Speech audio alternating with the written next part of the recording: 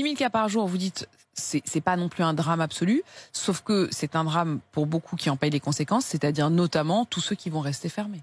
Et qui doivent rester fermés. De toute façon, je vais être très clair, tant qu'il n'y a pas une majorité des gens de plus de 65 ans qui se sont fait vacciner dans ce pays, il n'y a rien qui réouvrira.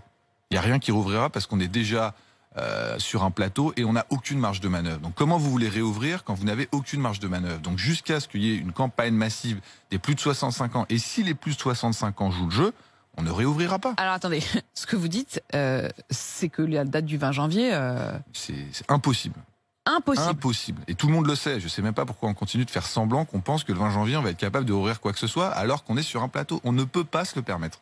Le 20 janvier, tous ceux qui attendent impatiemment la date du 20 janvier pour la réouverture notamment des bars, des restaurants et maintenant aussi des musées, des cinémas, des théâtres, en fait vous vous dites mais c'est une grande hypocrisie. En fait on sait déjà qu'on rouvrira pas. Mais tout le monde le sait. Il n'y a pas une personne qui va vous dire qu'on rouvrira en janvier, les yeux dans les yeux, quelque part, que ce soit des restaurants, des musées. C'est pas possible. On est sur un plateau et on veut pas réaugmenter. Donc à partir de ce moment-là, vous avez aucune marge de manœuvre. Qu'est-ce qui fait que vous allez réouvrir, que ce soit le 15 décembre ou le 20 janvier? Donc ça ne descendra pas.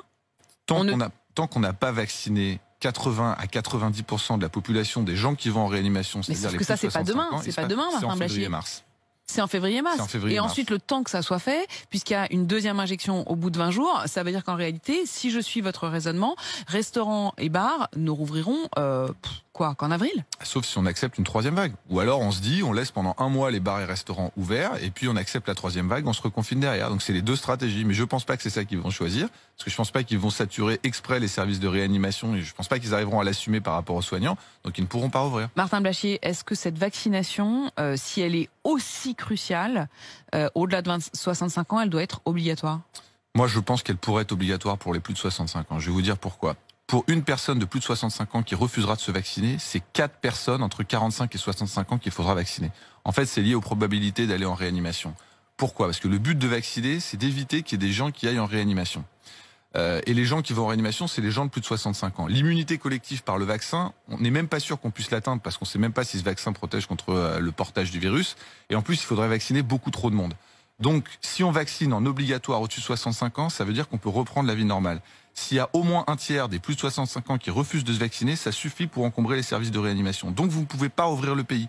Et en plus, le nombre de personnes plus jeunes que vous allez devoir vacciner pour compenser ces plus de 65 ans qui ne sont pas vaccinés, je vous dis, c'est un rapport de 1 à 4. Donc je pense que se poser la question de rendre obligatoire le vaccin au-delà de 65 ans, c'est un vrai débat public. On a refusé de confiner les plus de 65 ans. On pourrait peut-être leur demander de se vacciner parce que c'est un effort collectif. On a déjà fait beaucoup d'efforts pour eux. Je pense qu'ils pourraient faire l'effort de se vacciner avec des vaccins qui, pour l'instant, sont pas loin de la perfection. Je rappelle 100% d'efficacité, quasiment pas d'événements indésirables, un suivi de 3 mois. Bon, je pense que c'est déjà suffisant pour commencer à se poser la question de rendre obligatoire la vaccination.